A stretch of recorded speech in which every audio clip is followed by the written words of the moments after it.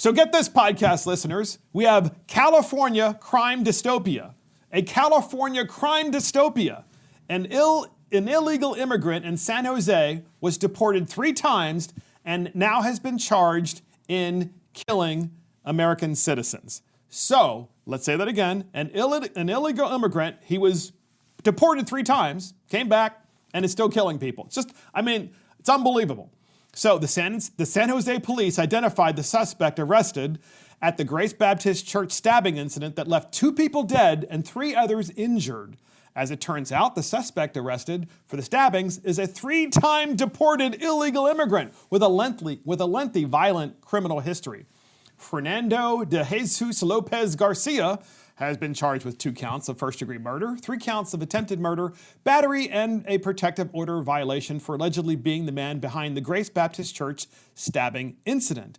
Well, we have KPIX, CBS San Francisco, it's the local San Francisco station, TV station, news station, talking about this criminal act. We have multiple clips. Can't believe it. Here it is. We learned today the suspect accused of stabbing 5 people, killing 2 of them, has a lengthy criminal history, and now his immigration status is taking focus.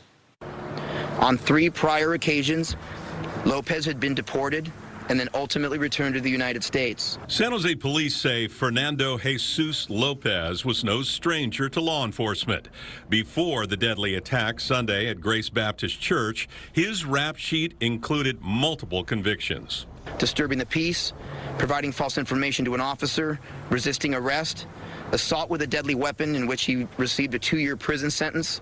So what about deporting him then, right? How about if you deport him? Well, here's Chief Eddie Garcia of the San Jose Police Department talking about just that issue and really gets to the root of the problem in California. And here's the clip. Lopez was on probation out of San Joaquin County for domestic violence and had an active warrant in Santa Clara County for failing to comply with conditions of release. The chief says Lopez was the subject of a federal ICE detainer from his last arrest. But the mayor says that was ignored per Santa Clara County's sanctuary policy. In this case, I'm told that the county received an ICE detainer request but did not notify ICE of the defendant's release. He should have been in jail, in federal custody, in drug treatment, or in jail in his own country, but not on the streets in our community. If we don't fix the problems that we have in our criminal justice system, where we can't seemingly find a way to hold violent criminals accountable, then nothing works. So first you heard Mayor Sam Liccardo, who's the mayor of San Jose, basically saying we need to make sure that we hold these criminals accountable. But meanwhile, he's the one responsible for the sanctuary policies, right? He's a Democrat. He's all about these sanctuary policies that allow individuals who are criminals to be here, as well as individuals who simply didn't come here legally and they don't belong here. They need to leave. They need to come back legally, right? Welcome to the United States. We want you to come here. We want you to come here legally.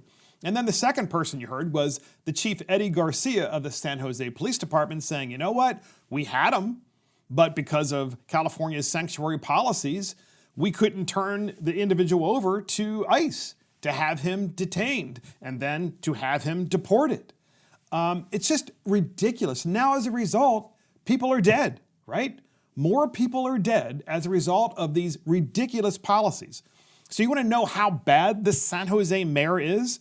He's so bad that he's the one who just recently told everybody about how bad COVID is in California and San Jose, and then proceeds to break his own rules. So this just came out. Listen to this. San Jose Mayor Sam Liccardo repeatedly visited his elderly parents' Saratoga home for Thanksgiving in apparent disregard of his county's COVID-19 holiday travel warnings, according to NBC Bay Area. Liccardo said in a Tuesday statement that he and his wife have dined outdoors and while wearing masks with a total of 8 people and 5 households. I understand that the state regulations issued on November 13th limit the number of households at a private gathering to 3, the mayor said in a Tuesday statement. I apologize for my decision to gather contrary to state rules by attending this Thanksgiving meal with my family. I understand my obligation as a public official to provide exemplary compliance with the public health orders, and certainly not to ignore them. I commit to do better. Well, that's San Jose Mayor Sam Liccardo, who makes rules, then breaks them, and then at the same time, he has one fundamental duty. He's got to do just one thing as mayor, right? He got to do one thing, and that is keep the people safe. He can't even keep the people safe from people who are illegally here, who should be deported, and who are murdering others. He can't even keep them safe. And so instead, he's just saying, well, I'm not going to communicate with ICE. I'm not going to allow them to come in and deport this guy, but I'm going to keep you safe from COVID, and then goes ahead and violates his own orders. It's just typical. I'm sorry, and it's more typical of Democrat politicians in California than probably anywhere else in the country. And if you think that we have a California crime dystopia just with illegal immigrants, oh, no, it's worse than that. It's just general behavior, right? It's general behavior, it's general lawlessness. It's just a general disrespect for people. And so we have what we call a grandma, a rough and tough grandma in San Francisco who owns her own restaurant. It's a carry-out restaurant. And there's bad behavior occurring in her carry-out restaurant, and the grandma takes the law in her own hands and kicks this lady's you-know-what, kicks her butt out of the door. It's unbelievable. We have a clip on this, and here it is. You can see this customer walks in, and after learning her order would take a little longer than expected, we told her 15 minutes, and it took about 20 minutes. What happened next gives a whole new meaning to the term hangry. She grabbed a jug of like a 5-pound hand sanitizer and launched it at me while I was holding my son. That's when owner and nearly 60-year-old Grandma Doris grabs whatever she can, including this table, to defend her family and her more than 30-year-old business. So it was going to take an extra 5 minutes for the customer to get their carry-out food. The customer was upset, so the customer picks up a bottle of hand sanitizer, and it was a big bottle too, like a 1-gallon bottle size, and then wings it at the 60-year-old grandmother who owns the carry-out restaurant. Well, she was going to have none of it. She comes through the counter, from back behind the counter, comes forward, picks up a table, and basically pushes it at the lady to be able to corner her so the lady is forced out the door. The lady is so taken back. This is the same lady, of course, who threw the sanitizer, that she ends up tripping and falling backwards.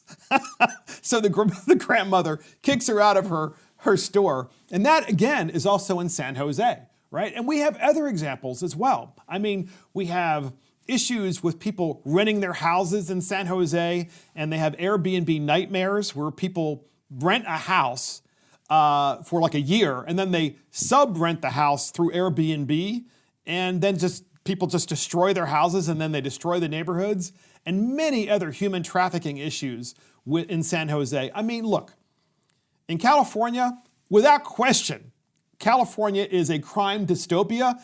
No wonder people want to leave.